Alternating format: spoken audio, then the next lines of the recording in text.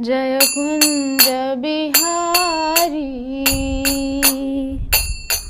जय राधा माधव, जय कुंज बिहारी, जय राधा माधव, जय कुंज बिहारी, जय राधा माधव, जय कुंज बिहारी। यशोदानंदन ब्रज जन रंजन, जमुना तीर बनचारी, जय राधा माधव, जय कुंज बिहारी। हरे कृष्ण कृष्ण कृष्ण हरे हरे,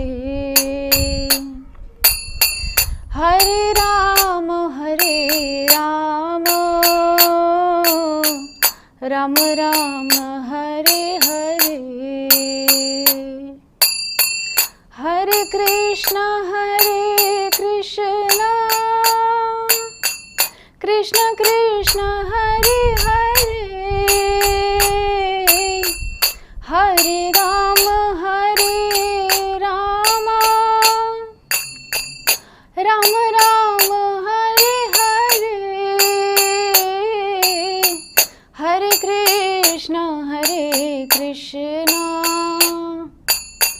कृष्ण कृष्ण हरे हरे, हरे राम राम राम हरे हरे। जय राधा माधव राधे, जय नृसिंहदेव,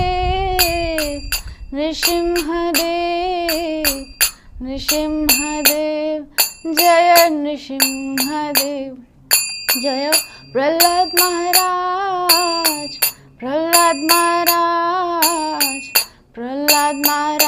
जय प्रहलाद महाराज, जय पंचतत्व,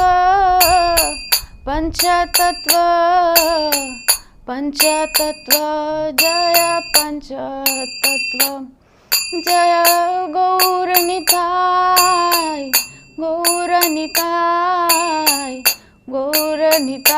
जय गौरनिताय, जय जगन्नाथ बलदेव सुभद्रा, जय सुदर्शन, जय जय प्रभुपाद,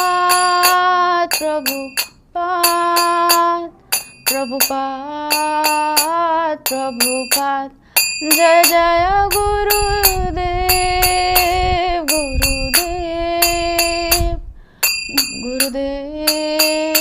गुरुदेव। जय ओम विष्णुपाद परमहंस परिव्राजकाचार्य अष्टोत्तर शत श्रीमद श्री कृष्ण कृपामूर्ति अभय चरणारविंद भक्तिवेदांत स्वामी जगत गुरु श्रील प्रभुपाद की जय। इस्कॉन विभूति संस्थापक आचार्य जगत गुरु श्रील प्रभुपाद की जय। जय विष्णुपाद परमहंस परिव्राजकाचार्य अष्टोत्तर श्रीमद श्री कृष्ण कृपामूर्ति भक्ति सिद्धांत सरस्वती गोस्वामी महाराज श्रील प्रभुपाद की जय। श्रील गौर किशोरदास बाबा जी महाराज की जय। सच्चिदानंद श्रील भक्ति विनोद ठाकुर की जय। वैष्णव सार्वभौम श्रील जगन्नाथ दास बाबा जी महाराज की जय। जय रूप सनातन भट्ट रघुनाथ श्री जीवो गोपाल भट्टदास रघुनाथ षड गोस्वामी प्रभुगान की जय। नामाचार्य श्रील हरिदास ठाकुर की जय। प्रेम से कहो श्री कृष्ण चैतन्य प्रभु नित्यानंद श्री अद्वैत गदाधर श्रीवासति गौर भक्त वृंद की जय। श्री राधा कृष्ण गोपीनाथ श्याम कुंड राधा कुंड गिरी गोवर्धन की जय। वृंदावन मथुरा धाम की जय। जगन्नाथपुरी धाम की जय। जगन्नाथ बलदेव सुभद्रा महारानी की जय। मायापुर नवद्वीप धाम की जय। गंगा माया जमुना माई की जय। भक्ति देवी तुलसी महारानी की जय। अनंत कोटि वैष्णव वृंद की जय। समवेत गौर भक्त वृंद की जय। निताई गौर सीतानाथ प्रेमानंदे हरि हरि बोल। All glories to assemble devotees Hare Krishna. All glories to assemble devotees Hare Krishna. All glories to assemble devotees Hare Krishna. All glories to Shri Guru and Gauranga. All glories to Srila Prabhupada की जय। वाञ्छाकल्पतरुभ्यश्च कृपा सिन्धुभ्य एव च पतितानां पावनेभ्यो वैष्णवेभ्यो नमो नमः। हरे कृष्णा। तो स्वागत है आप सभी का हमारे आज के इस भागवतम के सत्र में, जो कि हमारा दैनिक सत्र है। तो आज के इस दैनिक सत्र में आज प्रारंभ हो रहा है प्रथम स्कंद का 12वां अध्याय। तो इस 12वें अध्याय के प्रथम और द्वितीय 2 श्लोकों पर आज हम चर्चा करने जा रहे हैं। तो परंपरानुसार पहले मंगलाचरण करते हैं, उसके बाद कथा प्रारंभ करेंगे।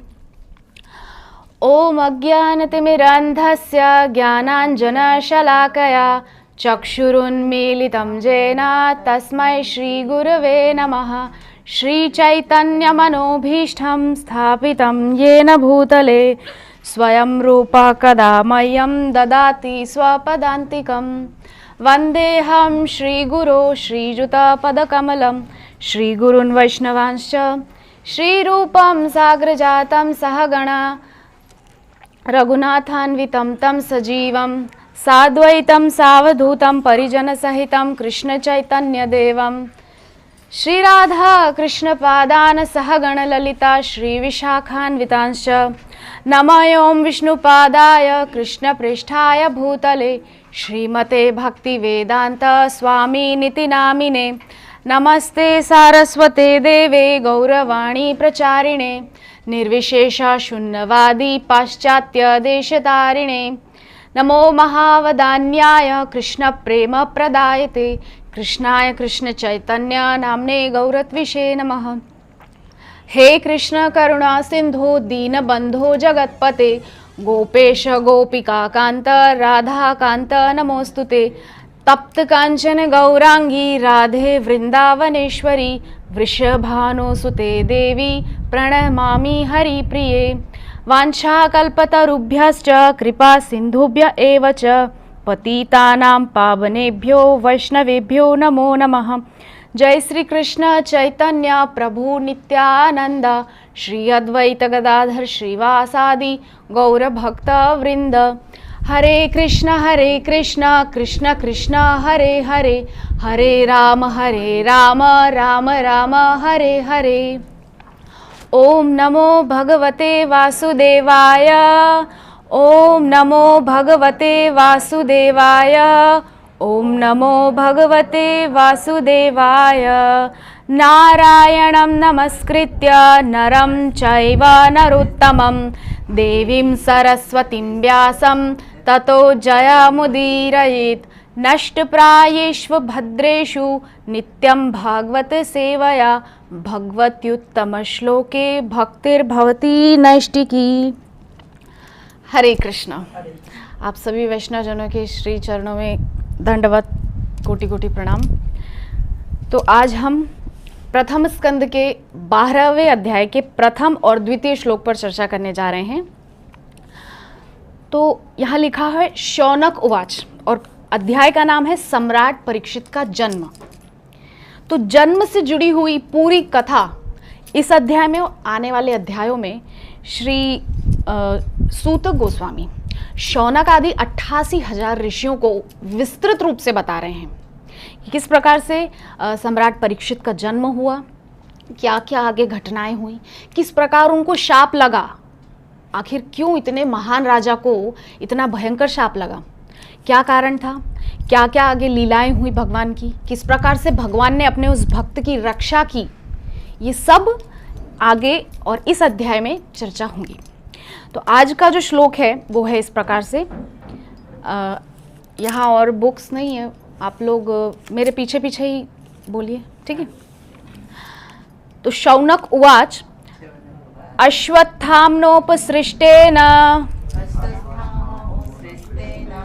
ब्रह्मा शीर्ष्णोरुतेजसा उत्तराया हतो गर्भ ईशेनाजीवितः पुनः। अश्वत्थाम्नोपसृष्टेन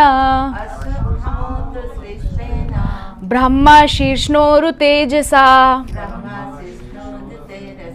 उत्तराया हतो गर्भ ईशेनाजीवितः पुनः अश्वत्थाम्नोपसृष्टेन ब्रह्मशीर्ष्णोरुतेजसा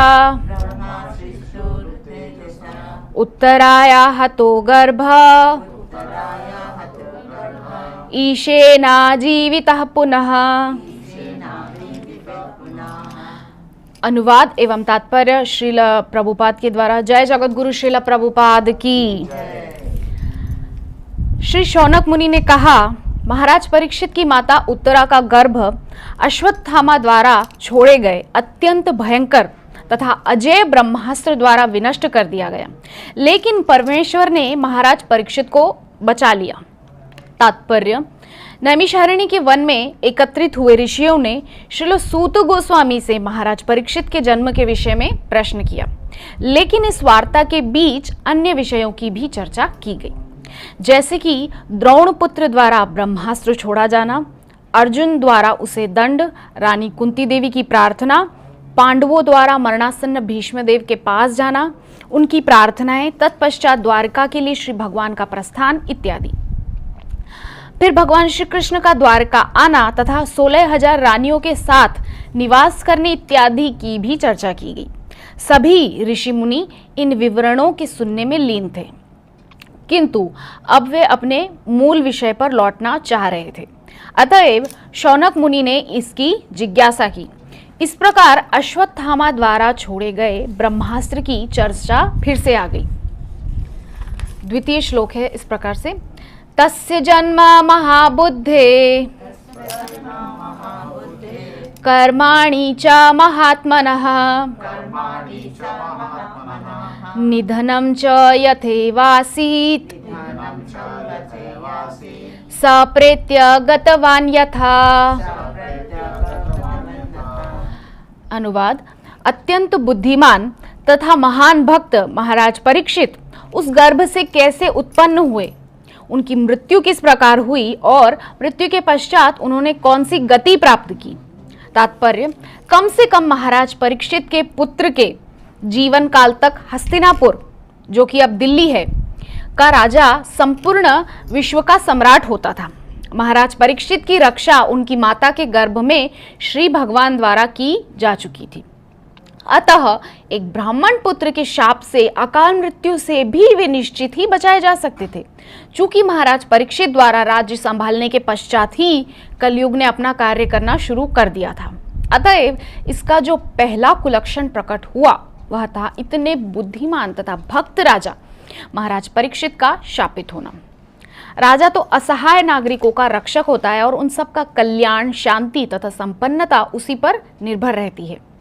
दुर्भाग्यवश पतित कलयुग के बहकावे में आकर एक अभागे ब्राह्मण पुत्र द्वारा निर्दोष महाराज परीक्षित को शाप दिया गया और इस प्रकार राजा को 7 दिनों में अपनी मृत्यु के लिए तैयार होना था। महाराज परीक्षित भगवान श्री विष्णु द्वारा रक्षा किए जाने हेतु विशेष रूप से विख्यात हैं। अतएव जब एक ब्राह्मण पुत्र ने उन्हें वृथा ही शाप दे डाला, तब भी यदि वे चाहते तो अपनी रक्षा के लिए श्री भगवान की कृपा का आवाहन कर सकते थे, किंतु शुद्ध भक्त होने के कारण उन्होंने ऐसा करना नहीं चाहा। शुद्ध भक्त कभी भी श्री भगवान से अनावश्यक कृपा याचना नहीं करता। महाराज परीक्षित को ज्ञात था और अन्य लोगों को भी पता था कि ब्राह्मण पुत्र द्वारा दिया गया शाप अवैध है, किंतु वे उसका प्रतिकार करना नहीं चाहते थे, क्योंकि वे यह भी जानते थे कि कलयुग का शुभारंभ हो चुका है और इस युग का पहला लक्षण भी अत्यंत प्रतिभावान ब्राह्मण जाति के पतन के साथ प्रकट हो चुका है। वे काल प्रवाह के मार्ग में बाधक बनना नहीं चाह रहे थे, अपितु वे खुशी खुशी और उचित ढंग से मृत्यु का वर्ण करने हेतु स्वयं को तैयार कर चुके थे। वे भाग्यशाली थे कि मृत्यु के लिए तैयारी करने हेतु उन्हें कम से कम 7 दिन का समय मिला था। अतएव उन्होंने इस समय का सदुपयोग परम संत तथा भगवत भक्त श्रील शुकदेव गोस्वामी के सानिध्य में रहकर किया। तो पहले हम प्रथम श्लोक पर चर्चा करते हैं। तो यहाँ अनुवाद में श्रील प्रभुपाद कह रहे हैं कि श्री शौनक मुनि ने कहा, किसे कह रहे हैं? सूत गोस्वामी से। यहाँ नैमिषारण्य तीर्थ में 88,000 ऋषि जिनका प्रतिनिधित्व कर रहे हैं श्रील शौनक ऋषि। तो वो शौनक ऋषि प्रतिनिधित्व करते हुए उन सबकी तरफ से प्रश्न कर रहे हैं, किससे? सूत गोस्वामी से। तो सूत गोस्वामी से श्री शौनक मुनि कह रहे हैं कि महाराज परीक्षित की माता उत्तरा का गर्भ अश्वत्थामा द्वारा छोड़े गए अत्यंत भयंकर तथा अजेय ब्रह्मास्त्र द्वारा विनष्ट कर दिया गया। मतलब पीछे के जितने भी अध्याय गए हैं उनमें ये सब चर्चाएं हो चुकी हैं। परीक्षित को अश्वत्थामा द्वारा जो ब्रह्मास्त्र छोड़ा गया उसका लगना, इसके अलावा भगवान द्वारा उत्तरा के गर्भ की रक्षा, फिर माता कुंती की स्तुति, भीष्म पितामह का परधाम मतलब गमन, उसके अलावा बाकी भगवान की सारी लीलाएं हस्तिनापुर में, उसके बाद भगवान का द्वारिका पुनः लौटना, ये सब पिछले अध्यायों में हो चुका है। मतलब पिछले 11 अध्यायों में ये सब चर्चा सूत गोस्वामी कर चुके हैं। तो इस अध्याय में अब जो है मूल उद्देश्य क्या है? मूल उद्देश्य परीक्षित जी महाराज, क्योंकि ये सब तो क्या है, कथानक है। ये सब तो स्टोरी चल रही है बीच बीच में, कैसे परीक्षित जी महाराज का आना होगा, शुकदेव जी का और उनका आमना सामना कैसे होगा। इस महान ग्रंथ का जो उद्घाटन जो करेंगे श्री शुकदेव गोस्वामी, वो किस प्रकार से होगा, उसकी भूमिका चल रही है अभी तो सब। अभी तो महाराज परीक्षित का जन्म यही अध्याय शुरू हुआ है। हाँ, पिछले के अध्यायों में जो और सब लीलाएं हैं वो सब घटी हैं अभी तक। तो यहाँ महाराज परीक्षित के जन्म की लीला श्री सूत गोस्वामी वर्णन कर रहे हैं। लेकिन क्या कह रहे हैं? परमेश्वर ने महाराज परीक्षित को बचा लिया। किस प्रकार बचा लिया? गर्भ के अंदर प्रविष्ट होकर बचा लिया। हाँ, अंगुष्ठ मात्र रूप लेकर के, मतलब इतना छोटा सा रूप धारण करके उत्तरा के गर्भ के अंदर प्रविष्ट हुए और गदा से इतनी तेजी से भगवान ने अपनी गदा को घुमाया है उत्तरा के गर्भ में कि परीक्षित जी महाराज को वो चक्र के समान प्रतीत हो रहा था। उनको लग रहा था कि भगवान ने मेरी रक्षा चक्र से की, किंतु भगवान ने तो गदा से रक्षा की थी और गदा को इतनी तेजी से भगवान ने घुमाया था उत्तरा के गर्भ में कि परीक्षित जी महाराज को ऐसा भ्रम हो गया था। तो उस ब्रह्मास्त्र से बचाने के लिए भगवान ने इतना, मतलब भगवान भक्त के लिए क्या कुछ नहीं कर गुजरते हैं, इससे ये प्रमाणित होता है। क्या कुछ नहीं कर सकते हैं भगवान भक्त के लिए। गजेंद्र मोक्ष के समय में गजेंद्र जब पुकार रहा है भगवान को, 33 श्लोकों में गा रहा है, एवं व्यवसितो बुद्ध्या समादाय मनोरिधि जजाप परमम जाप्यम प्राग जन्मन्यनुशिक्षितम। अपने पूर्व जन्म के की गई भक्ति का जो उसको कुछ ज्ञान था, कुछ संस्कार पूर्व जन्म के जो उसके साथ आए थे गजेंद्र योनि में, उस संस्कार के बल पर वो क्या कर रहा है? स्तुति गान कर रहा है। बहुत सुंदर स्तुति गान की है 32 श्लोकों में। तो इन श्लोकों के माध्यम से वो स्तुति कर रहा है। उधर द्वारिका में भगवान बैठे हैं, भोजन पा रहे हैं, माता रुक्मिणी भोजन उनको परोस रही है, भगवान पा रहे हैं। यहां भगवान के कानों में जैसे ही शब्द गया कि मेरा भक्त मुझे पुकार रहा है, आर्तनाद कर रहा है, गीता में भगवान ने कहा है मुझे 4 लोग भजते हैं। हाँ, ज्ञानी, आर्त, अर्थार्थी और जिज्ञासु। तो ये जो गजेंद्र है आर्त भक्त की श्रेणी में आता है। हाँ, तो आर्त भक्त है, इसीलिए भगवान जो उसकी आवाज को सुन करके थम नहीं पाए द्वारिका में, जैसे द्रौपदी आर्तनाद की थी कि हे गोविंद राखो लाज। हाँ, लाज जा रही थी द्रौपदी की। तो इस प्रकार से गजेंद्र का आर्तनाद सुन के भगवान अपने आप को रोक नहीं पाए। माता रुक्मिणी पूछ रही है, अरे भगवान कहाँ जा रहे हो, आपका उत्तरीय भी गिरा जा रहा है। तो भगवान ने हाँ बोला, द्वारिका में थी बोलते बोलते तो गजेंद्र के पास पहुंच गए थे। हाथी पूरा भी नहीं बोल पाए थे माता रुक्मिणी के सामने। हाँ, ये अवस्था है। भगवान भक्त के लिए क्या कुछ नहीं कर गुजरते हैं। हम क्या उनका भजन करेंगे, असल में वो हमारा भजन कर रहे हैं।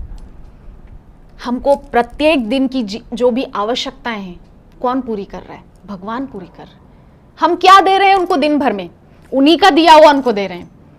उन्हीं का दिया हुआ है ये सब कुछ, प्रकृति का फल फूल जो भी कुछ है, जल वगैरह सब कुछ उन्हीं का दिया, उन्हीं को देकर के हम बहुत गर्वित हो रहे हैं। किंतु दिन भर हमारी आवश्यकताओं की पूर्ति में निरंतर वो लगे पड़े हैं। किसको क्या क्या चाहिए, भगवान को निरंतर इस सब का ध्यान है। हाँ, तो इस प्रकार से हमको पता चलता है कि परीक्षित के लिए भगवान ने किस प्रकार से माता उत्तरा के गर्भ में जाकर उस ब्रह्मास्त्र से महाराज परीक्षित की रक्षा की। तब तात्पर्य में श्रील प्रभुपाद कह रहे हैं कि नैमिषारण्य के वन में एकत्रित हुए ऋषियों ने श्रील सूत गोस्वामी से महाराज परीक्षित के जन्म के विषय में प्रश्न किया।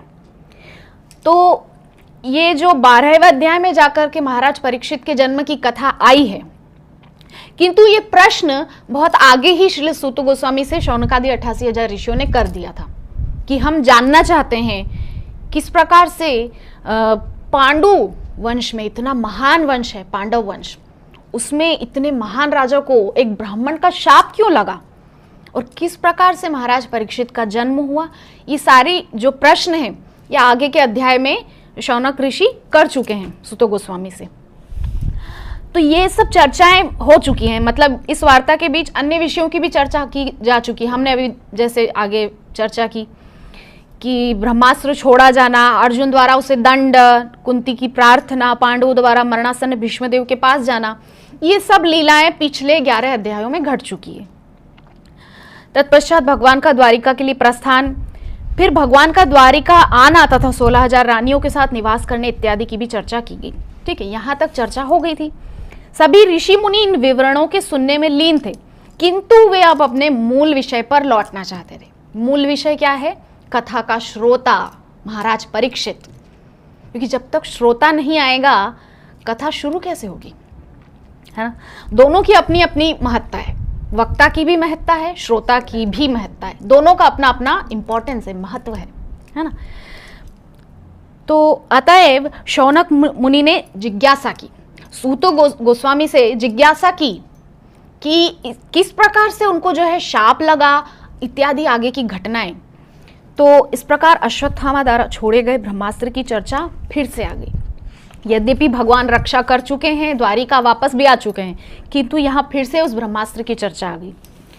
तब अगले श्लोक में क्या कह रहे हैं अनुवाद में कि अत्यंत बुद्धिमान तथा महान भक्त महाराज परीक्षित उस गर्भ से कैसे उत्पन्न हुए, उनकी मृत्यु किस प्रकार हुई और मृत्यु के पश्चात उन्होंने कौन सी गति प्राप्त की।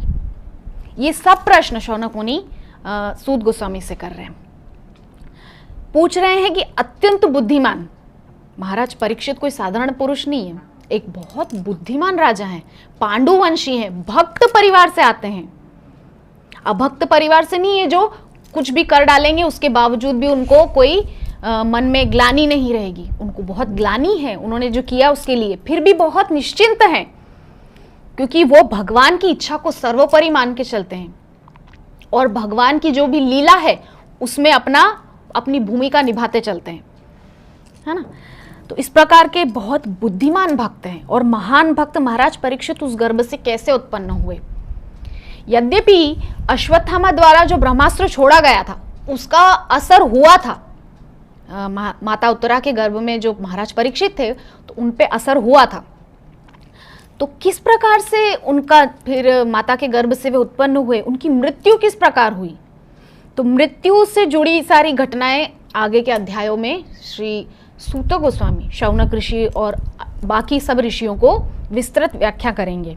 और मृत्यु के पश्चात उन्होंने कौन सी गति प्राप्त की, तो यहाँ पर ये जानना चाह रहे हैं शौनक ऋषि कि एक महान राजा हैं।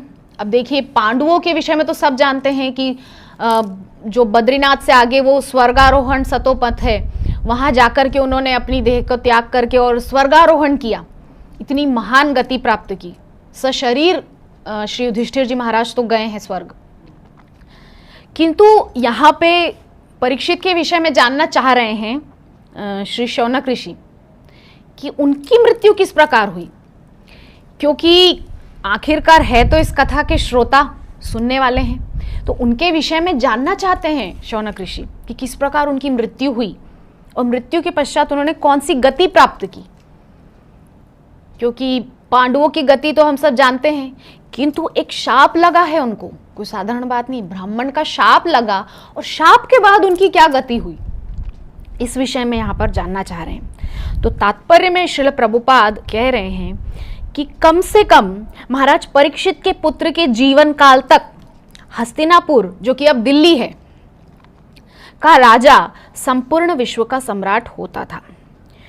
तो महाराज परीक्षित के समय तक और उनके जो पुत्र जन्मेजय थे, तो जन्मेजय के राज तक, जन्मेजय ने जहां तक साम्राज्य किया उस समय तक भी जो हस्तिनापुर का सम्राट होता था वो पूरी पृथ्वी का सम्राट होता था।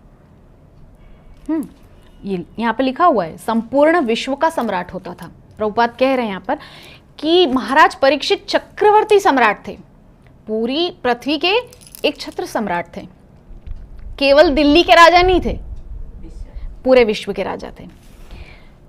तो महाराज परीक्षित की रक्षा उनकी माता के गर्भ में श्री भगवान द्वारा की जा चुकी थी।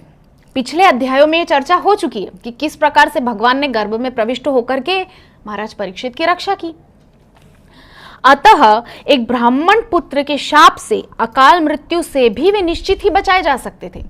तो शौनक ऋषि यहाँ पर आश्वस्त हैं। किससे आश्वस्त हैं? भगवान की कृपा से, क्योंकि वो जानते हैं कि भगवान जब इतनी विकट परिस्थिति, गर्भ के अंदर प्रविष्ट, गर्भ क्या है? मलमूत्र का भंडार है, उसके अंदर जाकर के अपने भक्त की भगवान रक्षा कर सकते हैं, तो क्या वो एक ब्राह्मण के शाप से नहीं बचा सकते?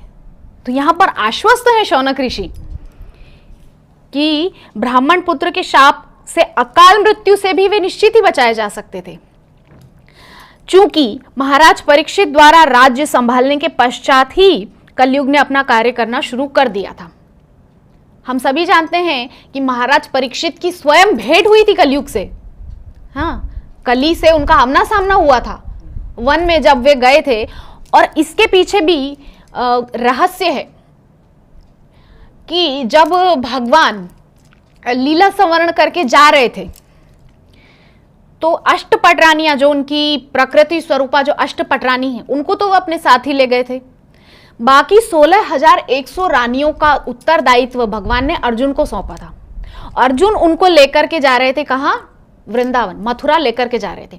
किंतु अर्जुन का अभिमान तोड़ने के लिए भगवान ने ही जो भील का रूप बना के आए थे, काबा जाति का भील बन के आए थे, अर्जुन को परास्त किया और अपनी 16,100 रानियों को अर्जुन से ही छुड़ा करके मथुरा ले गए। तब मथुरा में उस समय राज था किसका? वज्रनाभ का, भगवान के प्रपौत्र का। तो भगवान के पुत्र कौन है? प्रद्युम्न। प्रद्युम्न के पुत्र हैं अनिरुद्ध। अनिरुद्ध के पुत्र हैं वज्रनाभ। तो वज्रनाभ को भगवान जो है मथुरा का, मतलब महाराज परीक्षित ने वज्रनाभ को जो है मथुरा का राजा बना दिया था। यद्यपि मथुरा में कोई प्रजा नहीं थी उस समय। मथुरा में केवल वज्रनाभ क्या करते थे? दिन भर अपनी उन 16,100 माताओं की सेवा में ही लगे रहते थे। तो उन 16,100 रानियों को इतना विरह भगवान का सता रहा था, इतना विरह सता रहा था। उस विरह से उनको मुक्त करने के लिए उनको एक दिन माता यमुना ने ये मतलब एक तरीके से उनको एक उपदेश किया कि आप लोग इतना विरह से व्याकुल क्यों हैं। वो 16,100 रानियां बोलती कि तुम तो इतनी प्रसन्न हो, भगवान लीला संवरण करके निज धाम जा चुके हैं, किंतु तुम तो इतने आनंद में रहती हो सब समय। तो यमुना ने यहाँ पर बताया है, कालिंदी ने सबको, कि मैंने क्या किया है, मैंने श्रीमती राधा रानी की चरण शरण ले ली है, इसीलिए मुझे श्याम सुंदर का विरह नहीं सताता है। क्योंकि जब भी मुझे ऐसा लगता है श्रीमती राधा रानी की कृपा से मुझे श्याम सुंदर का दर्शन हो जाता है। और इसके साथ ही साथ मैंने श्रीमद् भागवतम का आश्रय लिया है, इसीलिए मुझे विरह नहीं सताता, मुझे आनंद होता है सब समय श्याम सुंदर का स्मरण करती हूं मैं। तो माता कालिंदी यमुना बता रही है उनको कि आप सब लोग मिलकर के कुसुम सरोवर पे जाइए और उद्धव जी महाराज का आह्वान कीजिए, क्योंकि उद्धव जी महाराज वहीं किसी लता पता में विराजमान होंगे। तब सबने जाकर के उद्धव जी महाराज का आह्वान किया। उद्धव जी महाराज प्रकट हुए और उद्धव जी महाराज से प्रार्थना की गई कि आप भगवान की सुंदर लीला कथा का हम सबको वर्णन कीजिए, ताकि जो हमारे अंदर जो ये विरह का जो विरह आग नहीं जल रही है, विरह की जो आग जल रही है, इसको शांति मिल सके। हाँ, तो विरह अग्नि शांत हो जाए इसके लिए हम सबको आप कृष्ण कथा सुनाइए। तो उद्धव जी महाराज ने वहां पर जो है बहुत सुंदर श्रीमद् भागवतम के आयोजन का कार्य किसको दिया? परीक्षित जी महाराज को। उस समय परीक्षित जी महाराज वहां गए थे। तो परीक्षित जी महाराज बहुत उत्साहित कि मुझे मेरे भगवान की कथा सुनने को मिलेगी, जिन्होंने गर्भ में, मेरी माता के गर्भ में मेरी रक्षा की थी, अब उनकी कथा मुझे सुनने को मिलेगी। इतना उनको आनंद था। ठीक है, खूब सुंदर उन्होंने कथा के लिए खूब सुंदर पांडाल बना दिया कुसुम सरोवर पे ही, और बहुत सुंदर व्यवस्थाएं उन्होंने कर दी, सब तरफ से चाक चौबंद बिल्कुल। तब उद्धव जी महाराज ने परीक्षित जी महाराज से कहा कि राजन, यद्यपि आप कथा सुनना चाहते हैं, मैं जानता हूं, किंतु क्योंकि आप इस पृथ्वी के एक छत्र सम्राट हैं, तो ये आपका उत्तरदायित्व है कि आप जाकर के कली, जो कलयुग है, क्योंकि भगवान के स्वधाम जाते ही कलयुग अपना प्रभाव दिखाना शुरू कर चुका है। तो यद्यपि हम लोग तो कथा सुन रहे हैं, किंतु उस समय जो है परीक्षित जी महाराज ने उसको सीमाओं में बांधा नहीं था उस समय तक, कली को। तो कली को बांधा नहीं था, तो वो तो कथा पांडाल में भी आ सकता था, उस समय तो आजाद था। तो उद्धव जी महाराज ने कहा परीक्षित जी महाराज से कि आप जाइए, कली को कहीं से भी ढूंढकर उसको सीमाबद्ध कीजिए। तो इस प्रकार से उद्धव जी महाराज के आदेश पर परीक्षित जी महाराज गए कली को ढूंढने। कली से ऐसे ही उनका आमना सामना नहीं हो गया, वे कली को ढूंढते हुए ही निकले थे, वन वन जंगल जंगल भटक भटक के जगह जगह ढूंढ रहे थे। और जैसे ही उन्होंने वो दृश्य देखा कि एक गाय है पृथ्वी, और धर्म रूपी बैल है जिसके 3 पैर टूट चुके हैं, एक आखिरी पैर बचा है, उसको भी कली तोड़ना चाह रहा था। तो इस प्रकार से कली से उनका आमना सामना हुआ।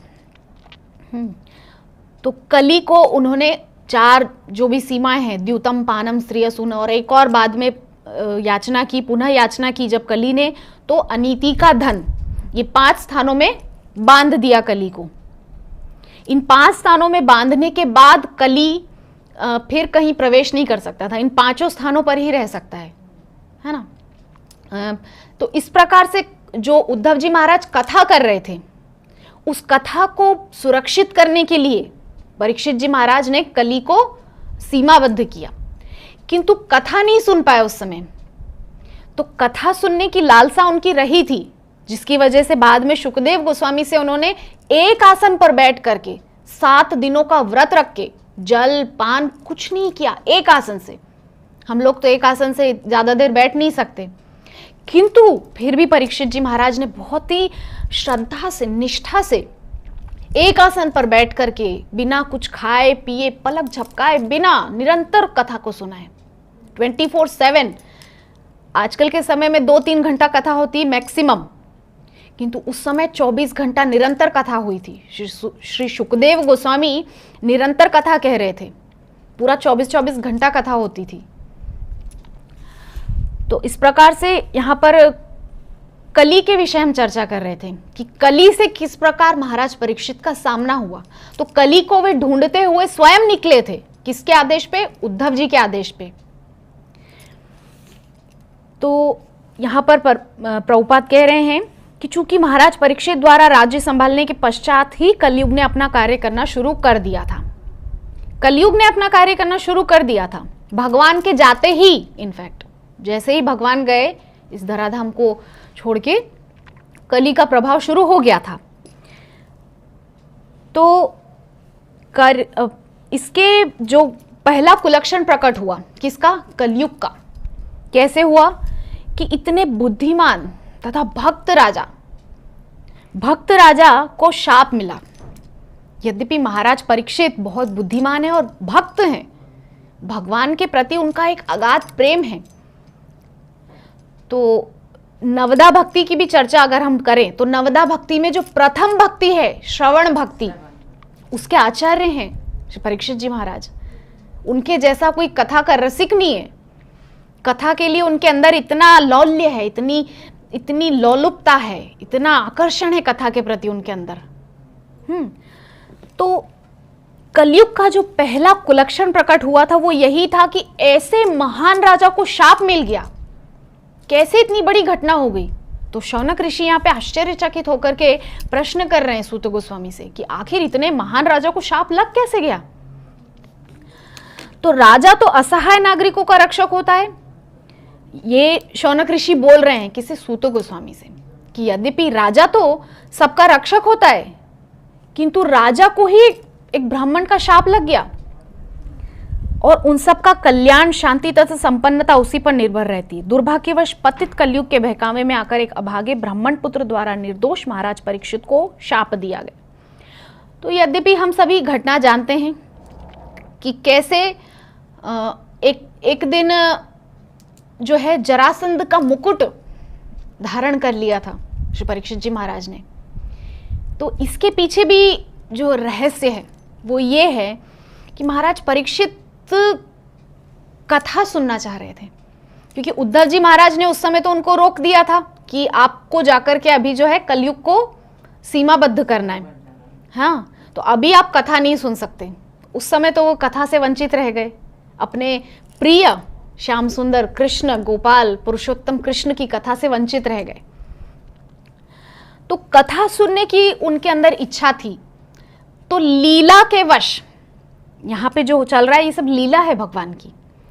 तो उन्होंने जो है सोचा कि यद्यपि मैंने एक स्थान दिया है अनीति का धन स्वर्ण, कलयुग को एक स्थान दिया था पुनः याचना करने पर, तो जरासंध का जो मुकुट है वो क्या है? अनीति। जरासंध साक्षात पाप का रूप है। तो उन्होंने सोचा कि इस मुकुट को मैं धारण कर लेता हूं तो किसी प्रकार से मुझे भी कथा प्राप्त हो जाए, भगवान की कृपा प्राप्त हो जाए। तो उन्होंने जान करके उस मुकुट को धारण किया और आखेट पर निकल पड़े। महाराज परीक्षित जैसा भक्त कभी आखेट पर जाएगा, शिकार करने जाएगा? क्यों निर्दोष प्राणियों को मारेंगे महाराज परीक्षित जैसे महान राजा? किंतु ये सब लीला के अंतर्गत हो रहा है। हाँ, तो निकल गए आखेट पर और आखेट पर जाकर के अचानक जो है भूख प्यास लगाई। तो आगे के श्लोकों में प्रभुपाद बोल रहे हैं कि महाराज परीक्षित जैसे भक्त को क्या इतना भूख प्यास लग गया और भूख प्यास से इतना व्याकुल हो गए कि एक संत, महान संत का अपमान कर बैठे। नहीं कर सकते। महाराज परीक्षित जैसा राजा तो ऐसा कार्य कर ही नहीं सकता, किंतु जानते हैं ये सब भगवान की लीला है, ये होना है। तो भगवान की इच्छा जानकर के परीक्षित जी महाराज उसमें अपना योगदान दे रहे हैं। बस मतलब उनका ऐसा इंटेंशन नहीं है कि मैं संत का अपमान करूं। यहां उनका ऐसा, उनकी भावना नहीं है कि मैं संत को दुख दूं, है ना। तो इस प्रकार से यहां पर हम समझें कि महाराज परीक्षित ने शमी ऋषि को जो मृत सर्प जो लपेट दिया था गले में, तो उसके पश्चात ब्राह्मण पुत्र ने विचार भी नहीं किया। तो प्रभुपाद आगे के श्लोकों में बोल रहे हैं कि इससे पता चलता है कि कलयुग में ब्राह्मण जो हैं वो पतित हो गए हैं। कैसे पतित हो गए हैं? कि बिना विचारे कुछ भी कार्य कर रहे हैं। ब्राह्मणों को बहुत सोच विचार कर कुछ भी करना चाहिए। मंत्रों का उच्चारण बहुत सोच विचार कर करना चाहिए। शक्ति जो मिली है उसका उपयोग विश्व कल्याण के लिए करना चाहिए। हाँ, ब्राह्मणों को जो मंत्र शक्ति मिली है वेदों के अध्ययन से, शास्त्रों पुराणों के अध्ययन से, उसका उपयोग जन कल्याण के लिए होना चाहिए। किंतु उस ब्राह्मण पुत्र ने विचार किए बिना कि परीक्षित जैसा महान राजा है और शाप दे डाला, अपने ब्राह्मणत्व का दुरुपयोग किया। उसको ब्राह्मणत्व प्राप्त जो हुआ था भगवान से, भगवान की कृपा से जो ब्राह्मण वंश में जो उसको जन्म मिला था, उसने ब्राह्मणत्व का दुरुपयोग किया इतने महान राजा को शाप देने में। तो यहां कह रहे हैं प्रभुपाद, एक अभागे ब्राह्मण पुत्र द्वारा निर्दोष महाराज परीक्षित को शाप दिया गया। अभागा बोल रहे हैं प्रभुपाद, स्पष्ट रूप से बोल दिया उन्होंने, कोई भेदभाव नहीं। ब्राह्मण है तो है, किंतु एक भक्त ब्राह्मण सबसे ऊंचा होता है। एक वैष्णव, ब्राह्मण क्षत्रिय वैश्य शूद्र की जो ये जो बाउंडेशन है एक बाउंड्री है, उससे ऊंचा होता है। जो वैष्णव है वो सबसे ऊपर है ना। वैष्णव की बराबरी ब्राह्मण भी नहीं कर सकते, क्योंकि वैष्णव कौन होता है? भगवान को प्रिय होते हैं। तो इस प्रकार से यहाँ पर प्रभुपाद बहुत स्पष्ट रूप से कह रहे हैं, अभागे ब्राह्मण पुत्र द्वारा निर्दोष महाराज को शापित किया गया और इस प्रकार राजा को 7 दिनों में अपनी मृत्यु के लिए तैयार होना था। अब देखिए यहाँ पर कितनी सुंदर बात है कि 7 दिन का समय मिल गया। कौन है इस पूरी सृष्टि में ऐसा एक जीव भी जो गारंटी से कह सके कि मेरी मृत्यु इतने दिनों बाद आने वाली है? कोई नहीं है ऐसा। महाराज परीक्षित जैसा सौभाग्यशाली इस पूरी सृष्टि में आज तक कोई नहीं हुआ जिनको मृत्यु के 7 दिन पहले पता चल गया कि 7 दिन बाद मृत्यु होने वाली है, और 7 दिनों में अपने मृत्यु को इतना सुंदर उन्होंने बना लिया। तो ये जो श्रीमद् भगवत गीता है, ये हमारा जीवन सुधारती, जीवन जो चल रहा होता है इसको सुधारती, और श्रीमद् भागवतम क्या है? हमारी मृत्यु को सुंदर बनाती है। तो भगवत गीता का अध्ययन करके हम अपना जीवन सुंदर बना सकते हैं, और भागवतम का अध्ययन करके हम अपनी मृत्यु को सुंदर बना सकते हैं। किस प्रकार अपनी मृत्यु को हम संवार लें, इतनी सुंदर गति प्राप्त कर लें, कैसे इन सब जो क्या बोलना चाहिए, ये सब जो भक्तों के चरित्र हैं, महान महान भक्तों के चरित्र हैं, इनको सुन करके हमारे अंदर ये बैठ जाए धारणा कि कैसे इन्होंने अपने जीवन को, अपनी मृत्यु को इतना सुंदर बना लिया, इतनी सुंदर गति प्राप्त कर ली। तो हमको भी ऐसा करना है। हमारे अंदर ये प्रेरणा आएगी ये सब चरित्र पढ़ने सुनने से। तो इसीलिए श्रीमद् भागवतम का अध्ययन करने से हमारी मृत्यु संवर जाती है, सुंदर हो जाती है। और देखा जाए तो महाराज परीक्षित के अंदर से तो मृत्यु का भय चला ही गया था, क्योंकि यदि उनको मृत्यु का भय होता तो क्या वे इतना निश्चिंत होकर भागवत कथा सुन रहे होते? नहीं, उनके अंदर उस समय तो बहुत भय होता। अरे बाप रे, कभी भी आ सकता है वो तक्षक, अरे बाप रे, किसी भी समय मृत्यु आ सकती है। लेकिन नहीं, निश्चिंत होकर कथा सुन रहे हैं, क्योंकि उनको 7 दिन का समय मिल चुका था। वे निश्चिंत हो चुके थे कि मेरे पास कम से कम 7 दिन तो है ही। हम में से कोई ये गारंटी नहीं दे सकता कि मेरे पास इतने दिन है। अरे खबर नहीं पल की, बात करे कल की। हम तो पल की गारंटी नहीं दे सकते कि क्या अगले क्षण श्वास आएगी दोबारा, कोई गारंटी नहीं है। किंतु महाराज परीक्षित के पास 7 दिन का समय, और 7 दिनों का उन्होंने कितना सुंदर उपयोग किया कि श्रीमद् भागवतम की 7वीं जो सप्ताह विधि की कथा है, उन्होंने उसको प्राप्त करके अपनी मृत्यु को सुंदर बना लिया। श्रीमद् भागवतम जो है हमारे अंदर से मृत्यु का भय निकाल देती है, क्योंकि हम समझ जाते हैं कि हम तो शरीर है ही नहीं। तो यद्यपि जब हम शरीर है ही नहीं, आत्मा है, आत्मा की तो मृत्यु होनी नहीं है। शरीर रूपी कपड़े बदलने की एक प्रोसेस है आत्मा की। ये एक तरीके से कपड़े बदलने की प्रोसेस है। मतलब अभी ये कपड़े पहन रखे हैं आत्मा ने, अगला जन्म में कोई और कपड़े पहन लेंगे। हो सकता है अगला जन्म पुरुष हो या कुत्ता बिल्ली, किसी योनि में जा सकते हैं। क्या गारंटी है? हम तो कुछ नहीं जानते, क्योंकि वो सब लेखा तो उधर है ऊपर में, हमारे पास तो कुछ भी नहीं है। हम तो इतनी भी गारंटी नहीं दे सकते कि हम निश्चित रूप से अब मुक्त हो जाएंगे। तो यहाँ पर प्रभुपाद कह रहे हैं कि महाराज परीक्षित भगवान श्री विष्णु द्वारा रक्षा किए जाने हेतु विशेष रूप से विख्यात हैं। महाराज परीक्षित का तो नाम है विष्णुरात। भगवान विष्णु द्वारा जिसको रक्षण किया जाए, भगवान विष्णु द्वारा जिसकी गर्भ के अंदर जाकर रक्षा की जाए, उसको कहते हैं विष्णुरात। परीक्षित जी का तो एक नाम है विष्णुरात। हाँ, तो अतएव जब एक ब्राह्मण पुत्र ने उन्हें व्रथा ही श्राप दे डाला, व्रथा ही, कम से कम थोड़ा विचार तो किया होता। अरे ये जाना तो होता कि वो राजा कौन था। ऐसे ही कोई चलता फिरता एक छोटे से नगर का राजा नहीं था। चक्रवर्ती सम्राट परीक्षित, पांडु वंश के राजा, भक्त वंश के राजा, जिनके ऊपर सदैव भगवान की, अरे साथ में रहते थे भगवान, सिर्फ कृपा दूर से बरसाना नहीं, निरंतर उनके साथ ही रहते थे। उन पे कृपा करने के लिए हस्तिनापुर में ही डेरा डाल लिया था। क्या क्या नहीं किया है भगवान ने भक्तों के लिए। तब भी यदि वे चाहते तो अपनी रक्षा के लिए श्री भगवान की कृपा का आह्वान कर सकते थे।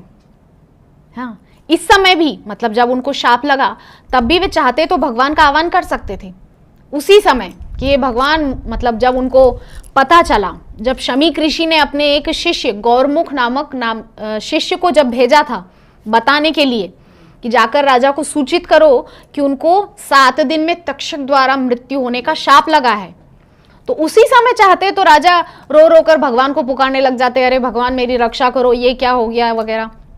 नहीं, किंतु हंस रहे हैं, आनंदित हैं, तुरंत सब छोड़ के निकल पड़े। क्या किसी का सामर्थ्य है कि हमको अपनी मृत्यु की खबर मिले और हम तुरंत सब कुछ छोड़ के निकल जाएं? नहीं, ये सामर्थ्य एक भक्त में हो सकता है, एक शुद्ध भक्त में। महाभागवत है, महाभागवत है परीक्षित जी महाराज। भागवत 3 प्रकार के होते हैं, एक तो होते हैं परम भागवत, एक भागवत और एक महाभागवत। तो महाभागवत की श्रेणी में आते हैं, सबसे उच्च कोटि के भक्तों की श्रेणी में श्री परीक्षित जी महाराज। तो ऐसे महान भक्त की जो रक्षा है भगवान उसी समय आके कर सकते थे, किंतु नहीं, महाराज परीक्षित के माध्यम से, उनको माध्यम बना के ये महान ग्रंथ हम सबको मिलने वाला था। गेहे गेहे जने जने इस ग्रंथ को पहुंचाने की भगवान की ये सब लीला चल रही है। अब चूंकि महाराज परीक्षित को तो शाप लग चुका है, उनका तो उद्धार निश्चित है, क्योंकि वो तो शरणागत हैं। डर किसको हो? जो भगवान की शरण में ना हो, उसको शाप का डर हो कि अरे मुझे तो शाप लग गया, अब मेरा क्या होगा। किंतु वो तो निश्चित है, निश्चिंत है, क्योंकि उनको तो पता है ना कि मैं तो भगवान की चरण शरण में हूं, मुझे किस बात का डर है। तो सब कुछ छोड़ छाड़ के राजा जन्मेजय को बना दिया, अपने बड़े बेटे को राजा बना दिया, निकल पड़े। एक कौपीन धारण करके स्वर्ण अलंकारों से सुसज्जित रहने वाला राजा एक क्षण में सब कुछ छोड़ के सिर्फ एक कौपीन पे आकर के और निकल पड़ा घर छोड़ के, अपने इतने बड़े साम्राज्य को छोड़ के निकल पड़ा। हाँ, तो किंतु शुद्ध भक्त होने के कारण उन्होंने ऐसा करना नहीं चाहा। क्या नहीं किया? उन्होंने उसी समय भगवान का आह्वान नहीं किया कि मुझे शाप लग गया है, आकर मेरी रक्षा करो। नहीं, ठीक है, शाप लगा है तो अब इसका निवारण भगवान अपने तरीके से करेंगे। शुद्ध भक्त जो होता है ना, वो बात बात पे भगवान को परेशान नहीं करता है कि अरे मुझे तो ये संकट आ गया, मुझे आके बचाओ, मुझे तो ये संकट आ गया, मुझे आके बचाओ। नहीं, शुद्ध भक्त भगवान को सब समय परेशान नहीं करते हैं। इसका मतलब ये नहीं कि वो भगवान को मतलब याद ही नहीं करते हैं, नहीं, याद करते हैं, किंतु जो शुद्ध भक्त होते हैं ना, वो अपना योगक्षेम भगवान पे छोड़ रखते हैं। भगवत गीता में भगवान तो कह रहे हैं, अनन्यांश चिंतयन्तो माम ये जनाः पर्युपासते तेषां नित्याभियुक्तानां योगक्षेमं वहाम्यहम्, कि ऐसे शुद्ध भक्त का तो मैं योगक्षेम वहन करता ही हूं। भक्त मुझसे कहे ना कहे कि उस पे क्या संकट है, मेरा निरंतर ध्यान रहता है कि उस भक्त के जीवन में क्या चल रहा है। भगवान निरंतर ऐसे भक्तों पे अपनी निगरानी रखते हैं। तो शुद्ध भक्त और भक्त में यही अंतर है। एक माँ के 2 पुत्र हैं, मान लीजिए एक 5 वर्ष का है और एक गोदी का दूध पीता बालक है, तो माँ का ध्यान सब समय किस पे रहेगा? उस दूध पीते गोदी के बालक पे। तो जो शुद्ध भक्त है ना, वो भगवान के वही गोदी के दूध पीते बालक हैं। तो भगवान को सब समय उन पर नजर रखनी पड़ती है कि किसी भी प्रकार से उनका अनिष्ट ना हो। प्रभुपाद के जीवन से तो हम सबको ये शिक्षा मिली ही है। प्रभुपाद के जीवन में क्या क्या कष्ट नहीं आए। जब जा रहे थे अमेरिका पहली बार, तो उस जलयान में जिसमें जा रहे थे, जलपोत जो भी था, वो मालवाहक जो जलयान था, उसमें जब प्रभुपाद जा रहे थे तो उस सफर में उनको कितना कष्ट हुआ शारीरिक, किंतु भगवान निरंतर उनको अपने संरक्षण में रखे हुए थे, क्योंकि भगवान तो जानते थे इस भक्त के द्वारा अभी बहुत महान कार्य होना बाकी है। और आज इस्कॉन के इस महान साम्राज्य को पूरी दुनिया देख रही है।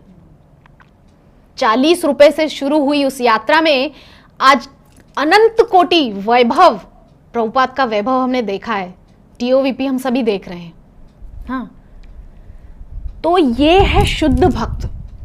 जो निरंतर भगवान की निगरानी में रहते हैं। यद्यपि ऐसा नहीं है कि भगवान बाकी भक्तों को ध्यान नहीं दे रहे हैं या बाकी लोगों को ध्यान नहीं दे रहे हैं। अभक्तों को भी भगवान तो रोटी, कपड़ा, मकान सब कुछ दे रहा है। अरे जो भक्ति नहीं करते, जो चोरी करते हैं, उनको भी 2 समय खाना तो भगवान देता ही है ना। तो यहाँ हमको समझने वाली बात यह है कि हमको शुद्ध भक्ति के स्तर पर पहुंचना है ताकि हम भगवान के संरक्षण में, उस कवच के अंदर आ जाएं, है ना। तो शुद्ध भक्त कभी भी श्री भगवान से अनावश्यक कृपा याचना नहीं करता है। महाराज परीक्षित को ज्ञात था और अन्य लोगों को भी पता था कि ब्राह्मण पुत्र द्वारा दिया गया शाप अवैध है। बेवजह शाप दे डाला, किंतु फिर भी महाराज परीक्षित उस शाप को स्वीकार करके उन्होंने प्रतिकार नहीं किया। अरे क्या उसका अधिकार है मुझे शाप देने का? उस ब्राह्मण बालक का इतना साहस कि मुझे, चक्रवर्ती सम्राट को उसने शाप दे डाला, उसका इतना साहस। वो चाहते तो उसी समय तलवार लेके निकल सकते थे, किंतु नहीं, बिल्कुल शांत चित्त होकर के उन्होंने उसको स्वीकार किया है ना। तो यहां पर हमको यही समझना है कि भक्त को ऐसा ही होना चाहिए। शुद्ध भक्त को, एक शुद्ध भक्त ऐसा ही होता है, वो सब कुछ को भगवान की इच्छा मान करके स्वीकार करता है कि बुरा हो तो भी ठीक, अच्छा हो तो भी ठीक, सब कुछ भगवान की इच्छा को स्वीकार करके, इच्छा मान करके स्वीकार करता है। अच्छा हो तो भगवान की कृपा मानता है और बुरा हो तो ये सोचता है कि जो भी है मेरे अपने कर्मों का फल है, किसी का कोई दोष नहीं। शुद्ध भक्त कभी किसी को दोष नहीं देता कि उसकी वजह से मेरे साथ ऐसा हुआ, उसकी वजह से मेरे साथ ऐसा हुआ, नहीं, अपने निज कर्मों का फल है। किंतु वे उसका प्रतिकार करना नहीं चाहते थे क्योंकि वे यह भी जानते थे कि कलयुग का शुभारंभ हो चुका है। महाराज परीक्षित जानते थे भली भांति कि जबकि कलयुग आ चुका है, तो कलयुग आया है तो इस प्रकार ब्राह्मण लोग भी अपना जो है धर्म भूल जाएंगे। ब्राह्मण का धर्म ये थोड़ी है कि चाहे जिसको उठा के शाप दे दिया। ब्राह्मण का धर्म है अपने मंत्रों की शक्ति से जन कल्याण करना। ये यज्ञ, हवन, होम इत्यादि ये सब क्यों होते हैं? ये इसीलिए तो होते हैं, ब्राह्मणों के पास मंत्र शक्ति है। उस मंत्र शक्ति के द्वारा देवताओं को, भगवान को प्रसन्न किया जाता है, विश्व का कल्याण किया जाता है उसके द्वारा। यज्ञ हवन क्यों होते हैं? विश्व के कल्याण के लिए। किंतु कलयुग का शुभारंभ हो चुका है ना, इसीलिए ब्राह्मण भी अपना धर्म भूल गए और इतने महान राजा को शाप दे दिया। और इस युग का पहला लक्षण भी अत्यंत प्रतिभावान ब्राह्मण जाति के पतन के साथ प्रकट हो चुका है। कोई ये कहे कि हम ब्राह्मण हैं, किंतु केवल जन्म से कोई ब्राह्मण नहीं होता। महाप्रभु ने भी ये सिद्ध किया है। कोई भी जन्म से ब्राह्मण, क्षत्रिय, वैश्य, शूद्र नहीं होता, अपने अपने कर्मों से होते हैं, है ना। यद्यपि कुछ शूद्र कुल में हो सकता है जन्म हुआ, किंतु जाकर के बॉर्डर पे गन लेकर के खड़ा है, क्या है? वो क्षत्रिय है, क्योंकि वो समाज की रक्षा कर रहा है। अपने बाहुबल से, अपने शारीरिक योग्यता से वो क्या कर रहा है? समाज की रक्षा कर रहा है, देश की रक्षा कर रहा है। इसीलिए असल में क्षत्रिय वो है। यद्यपि वो शूद्र कुल में जन्मा है, जन्म से शूद्र कुल में आया है, किंतु वो क्षत्रिय है। इसी प्रकार से जो है आजकल के ब्राह्मणों का पतन इसीलिए हो चुका है कि ब्राह्मणों का क्या कार्य है? ग्रंथों के अनुसार वेदों का मतलब वेद स्वयं पढ़ना और लोगों को वेद पढ़ाना, स्वयं यज्ञ करना और लोगों से यज्ञ करवाना। ये 4 काम ब्राह्मणों के लिए निश्चित किए गए हैं शास्त्रों के द्वारा। किंतु आजकल ये सब कुछ देखने को नहीं मिल रहा है। सामान्य तौर पर ब्राह्मण लोग वेद का पाठ ना तो उतनी शुद्धता से कर पा रहे हैं, क्योंकि वेद का अध्ययन करना कोई बहुत साधारण बात नहीं। वेद अपने आप में साक्षात भगवान के मुख से निकले हुए श्री उनके शब्द हैं, ओमकार है, वो भगवान के मुख से प्रकट हुए हैं वेद। तो यहाँ आगे कह रहे हैं कि वे काल प्रवाह के मार्ग में बाधक बनना नहीं चाह रहे थे। कौन? परीक्षित जी महाराज। क्यों? क्योंकि वे जानते हैं ये सब तो लीला है भगवान की, ये तो होना है। वे तो एक माध्यम है श्रीमद् भागवतम के प्रकट होने का। यद्यपि श्रीमद् भागवतम वेदव्यास ने लिख दिया, किंतु वो जाए कैसे घर घर में, सबके कर्ण रंध्रों में जाकर के भगवान को अंत में स्थित कैसे करे? क्योंकि आगे हम पढ़ चुके हैं कि श्रीमद् भागवतम पढ़ने की इच्छा मात्र से भगवान अंदर में आकर अवरुद्ध हो जाते हैं। सद्यो हृद्यव रुद्यते तकृत भी शुश्रूषुभिस्तत्क्षणात्। श्रीमद् भागवतम के प्रथम श्लोकों में तीसरा श्लोक है, दूसरा या तीसरा श्लोक है, तो उसमें भगवान यहाँ पर कह रहे हैं सूत गोस्वामी कि भागवतम पढ़ने की इच्छा, सुनने की इच्छा मात्र से भगवान आकर के हृदय में अवरुद्ध हो जाते हैं। ये जो कृष्ण नाम में जो री है ना, ये कांटा है, ये सबके हृदय को अपने में अटका लेता है। जैसे जब कोई मछली पकड़ने जाता है तो वो क्या इस्तेमाल करता है? कांटा इस्तेमाल करता है। तो इस प्रकार से ये जो कृष्ण नाम की जो री है, ये हम सबको अपने प्रेम पाश में, अपने जो कांटे में फंसा कर रख लेती। तो ये तो हम सबके लिए आवश्यक है, कृष्ण नाम में ही हम उलझ के रह जाएं और हमारा पूरा जीवन कृष्ण के लिए समर्पित हो जाए। यही तो इस मानव जीवन का एकमात्र उद्देश्य है। हाँ, तो अपितु वे खुशी खुशी उचित ढंग से मृत्यु का वर्णन करने हेतु स्वयं को तैयार कर चुके थे। खुशी खुशी मृत्यु का वर्णन करने जा रहे हैं। कौन है इस दुनिया में जो कहे कि मैं बहुत प्रसन्न हूं, मेरी मृत्यु बहुत निकट है? कोई भी आईसीयू में पड़ा हुआ व्यक्ति प्रसन्न होकर ये नहीं कहेगा कि मेरी मृत्यु होने वाली है, मैं बहुत प्रसन्न हूं। कोई नहीं कहने वाला, सब रोते हुए ही जाएंगे। किंतु महाराज परीक्षित के जीवन में देखिए आप, कितना सुंदर, वे खुशी खुशी मृत्यु का वर्णन करने के लिए तैयार हो गए, बहुत प्रसन्न हैं। और वे भाग्यशाली थे कि मृत्यु के लिए तैयारी करने हेतु उन्हें कम से कम 7 दिन का समय मिला था। तो सच में महाराज परीक्षित जैसा भाग्यशाली तो आज तक ना कोई हुआ है ना होगा। 7 दिन का समय मिल गया तैयारी करने के लिए। किसके पास इतना समय है कि हम मृत्यु को बहुत सुंदर बना लें? चलो हम थोड़ा हरिनाम जप लेते हैं, रोज 1-1 लाख जप करेंगे तो जो 7 दिन है उसमें बहुत जप हो जाएगा इकट्ठा, तो हम सीधा श्री गोलोक वृंदावन जाएंगे। नहीं, किसी के पास पहली बात तो गारंटी नहीं है, एक क्षण की भी गारंटी नहीं है। हाँ, और गारंटी होने पर भी इतनी तैयारी कौन करने बैठेगा? सबसे पहला तो काम लोग ये करेंगे, लाओ भैया हमारी विल लिख देते हैं, बड़े बेटे को इतना दे देंगे, बेटी को इतना दे देंगे, छोटे बेटे को वहां का घर दे देंगे, वो जमीन उसके नाम कर देंगे, छोटे भाई को वो दे देंगे। सबसे पहले ये करने बैठेगा कोई भी साधारण मनुष्य।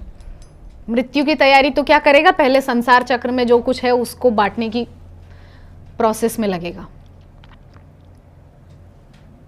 अतएव उन्होंने इस समय का सदुपयोग परम संत तथा श्रीमद् भगवत भक्त श्री शुकदेव गोस्वामी के सानिध्य में रहकर किया। तो जैसा कि हम सब जानते हैं कि मृत्यु का समय निकट था, तो उन्होंने क्या किया? संतों के बीच में अपना समय व्यतीत किया। कहां पहुंच गए थे? उत्तर प्रदेश के मुजफ्फरनगर में जो शुकताल है वहां पहुंच गए, गंगा के किनारे। कौन नहीं बैठा है वहां? महान महान संत बैठे हुए। वशिष्ठ ऋषि के पुत्र शक्ति के पुत्र पराशर के पुत्र वेदव्यास, महान महान ऋषि सब वहां उपस्थित हैं। हाँ, प्रभुपाद ने आगे के श्लोकों में सब वर्णन किया है कि वहां कौन कौन बैठे हैं। सभी महान ऋषि वहां उपस्थित हैं। तो ऐसे महान ऋषियों के सानिध्य में श्रील परीक्षित जी महाराज ने अपना वो अंतिम समय बिताया। हाँ, परीक्षित जी महाराज ने कितना सुंदर अपना उस समय का सदुपयोग किया कि संतों के बीच में सत्संग में रहकर अपना वो समय व्यतीत किया। तो यहां हमको क्या शिक्षा लेनी है कि यद्यपि हमारे पास तो 7 दिन की गारंटी नहीं है, तो हमको तो पल पल सत्संग में ही बिताना है, क्योंकि अगला पल आए ना आए इसकी कोई गारंटी नहीं है। तो हमारा प्रत्येक क्षण जो है वो सत्संग में ही बीतना चाहिए, तभी जो है हमारा चित्त स्थिर रहेगा, अन्यथा पतन होने की पूर्ण संभावना है। इस कलयुग में कोई गारंटी नहीं कि आप बिल्कुल एक पथ पे आप भक्ति पर ही चल सको, बहुत कठिन है। तलवार की धार पर चलने जैसा है भक्ति मार्ग, जरा सा आप हिले तुरंत पतन होगा। अजामिल के प्रसंग से तो हम लोग सब जानते ही हैं क्या किया था? केवल देखा था।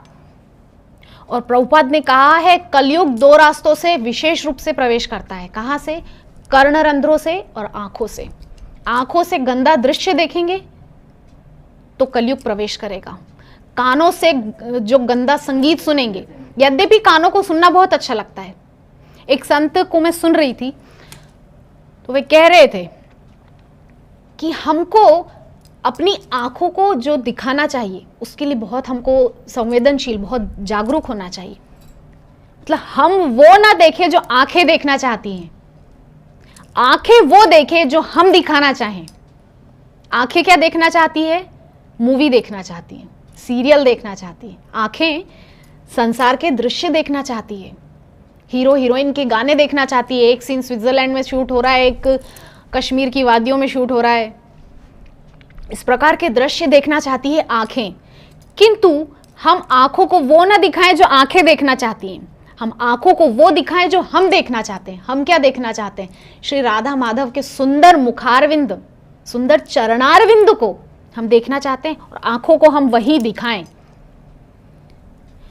तो जो मूल चीज हमको समझनी है वो ये है कि हमको इंद्रियों के आगे झुकना नहीं है। कि आंखों ने मांग की कि मुझे तो वो दृश्य देखने की बहुत इच्छा हो रही है, चलो मैं देख लूं। नहीं, इंद्रियों के आगे नहीं झुकना है। क्यों?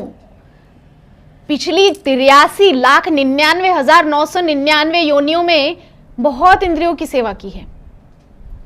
इन सब योनियों में क्या किया? इंद्रियों की सेवा की है। आंखों को जो अच्छा लगा, जो जिह्वा को अच्छा लगा वो खा लिया, जहां इच्छा हो गई सो गए।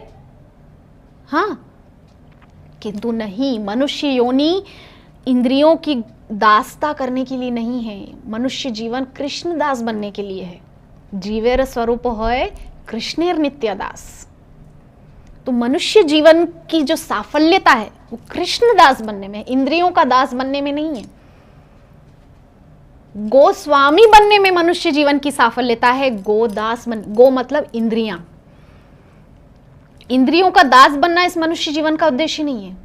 इंद्रियों का स्वामी बनना इस जीवन का उद्देश्य है। इस मनुष्य जीवन के द्वारा हम इंद्रियों के स्वामी बन सकते हैं। तो इस प्रकार से महाराज परीक्षित ने अपने उस समय का सदुपयोग संतों के सानिध्य में किया। और उस संत मंडली का प्रतिनिधित्व कर रहे थे कौन? श्रील शुकदेव गोस्वामी।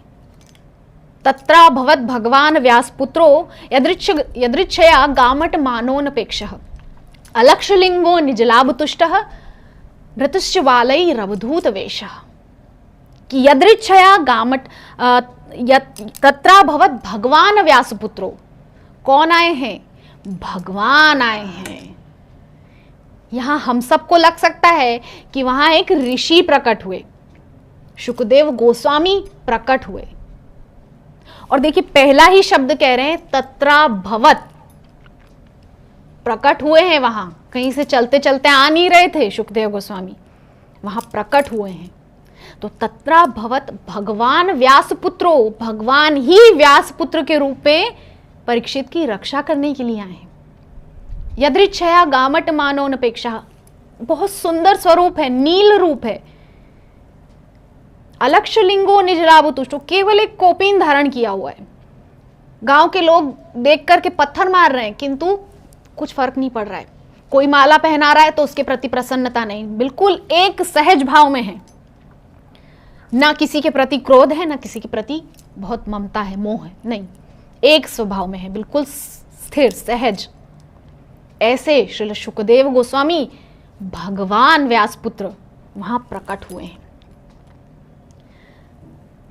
तो यहां पर हमको जो समझना है एक बहुत सुंदर चीज कि एक ब्राह्मण, कौन? द्रोणाचार्य। द्रोणाचार्य का पुत्र कौन? अश्वत्थामा। एक ब्राह्मण पुत्र ने ब्रह्मास्त्र छोड़ा था, भगवान रक्षा करने के लिए गर्भ में प्रविष्ट हो गए। एक ब्राह्मण के पुत्र ने वाक अस्त्र छोड़ा है, वाणी का अस्त्र छोड़ा है, भगवान शुकदेव के रूप में आ गए बचाने के लिए। पहले एक ब्राह्मण के अस्त्र से भगवान ने रक्षा की, फिर एक ब्राह्मण ने अपनी वाणी का अस्त्र छोड़ा है, फिर भगवान आए हैं रक्षा करने के लिए। तो यहां पर यही चीज हमको समझनी है कि उस समय भी भगवान स्वयं रक्षा करने के लिए गए थे, तो यहां भी भगवान ही आए हैं। यहां हम सुखदेव गोस्वामी ना समझे उनको, वो भगवान ही हैं। और श्रीमद् भागवतम क्या है? साक्षात कृष्ण है। तेने वांगमयी मूर्ति, ये जो है ये क्या है? वांगमयी मूर्ति है, भगवान का शब्द रूप है ये श्रीमद् भागवतम साक्षात श्री कृष्ण है, और एक एक शब्द श्रीमती राधा रानी है।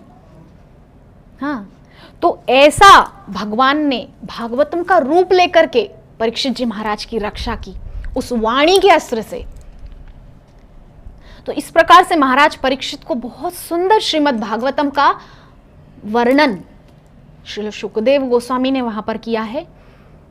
और कथा के अंत में जो परीक्षित जी महाराज हैं, तक्षक के मारने से, तक्षक के डंसन से मृत्यु नहीं हुई थी, कथा के विरह से ही उनका शरीर छूट गया था। इतना कथा के प्रति उनका प्रेम है। सुखदेव गोस्वामी ने जैसे ही अंतिम श्लोक कहा कि नाम संकीर्तनम यस्य सर्व पाप प्रणाशनम प्रणामो दुःख शमनः तम नमामि हरिम परम, अंतिम श्लोक भागवतम का जैसे ही सुखदेव गोस्वामी ने कहा और सब कुछ बोल करके जब वे उठे आसन से और चल पड़े, तो कथा के विश्राम होते ही, कथा के विरह में ही परीक्षित जी महाराज का शरीर छूट गया था। तक्षक ने तो सिर्फ एक फॉर्मेलिटी की, आखिरी में आकर के फूंक दिया, शरीर जल के भस्म हो गया, अंतिम संस्कार करने आया था वो तो केवल। तो ऐसे परीक्षित जी महाराज के जन्म की इस सुंदर कथा आज हम सबने श्रवण की कि किस प्रकार से माता के गर्भ में भी भगवान ने रक्षा की और बाद में एक ब्राह्मण के शाप से भी भगवान ने रक्षा की। तो किस प्रकार भगवान सब समय भक्तों के साथ सुरक्षा कवच बन के चलते हैं, सब समय भगवान साथ होते हैं। तो हमें भक्ति के उसी स्तर तक पहुंचना है कि हम भगवान के पीछे ना दौड़े, भगवान हमारे पीछे दौड़े। हमको भक्ति के उस लेवल तक पहुंचना है ना। तो आज के इस श्रीमद् भागवतम के स्तर को हम यहीं विश्राम देते हैं। आप में से किसी वैष्णव का यदि कोई प्रश्न हो तो आप दासी से पूछ सकते हैं, मैं यथासंभव प्रयास करूंगी उत्तर देने का। हरे कृष्णा। वो जो ब्राह्मण का 4 काम है, ब्राह्मण के लिए जो 4 कार्य निर्देशित हैं शास्त्रों के द्वारा, वो ये हैं कि ब्राह्मणों को एक तो वेद पाठ स्वयं करना है और जगत को वेद पाठ सिखाना है। मतलब यद्यपि शूद्रों के लिए जो चतुर्थ वर्ण है उसके लिए ये कार्य नहीं है, वो सेवक वर्ग है।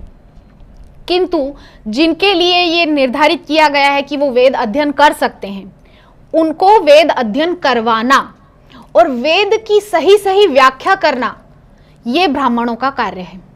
और स्वयं यज्ञ करना, क्यों यज्ञ करना है?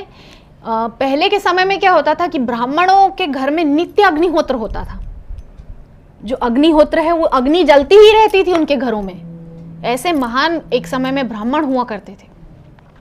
आज भी हैं, कोई 100 में से एक कोई ब्राह्मण ऐसा हो सकता है जिनके घर में आज भी अग्निहोत्र नित्य होता हो। असल में अग्निहोत्र करने से क्या होता है ना कि जो नेगेटिव एनर्जियां हैं, जो कुछ भी मतलब ऐसी शक्तियां होती हैं, नकारात्मक शक्तियां होती हैं, जिनके द्वारा कुछ समाज का या मानव मात्र का कुछ अनर्थ हो, कुछ उनको कोई कष्ट हो, तो ऐसी नकारात्मक शक्तियों को शांत करने के लिए ब्राह्मणों का जो कार्य है वो है स्वयं अग्निहोत्र करना और लोगों से यज्ञ करवाना।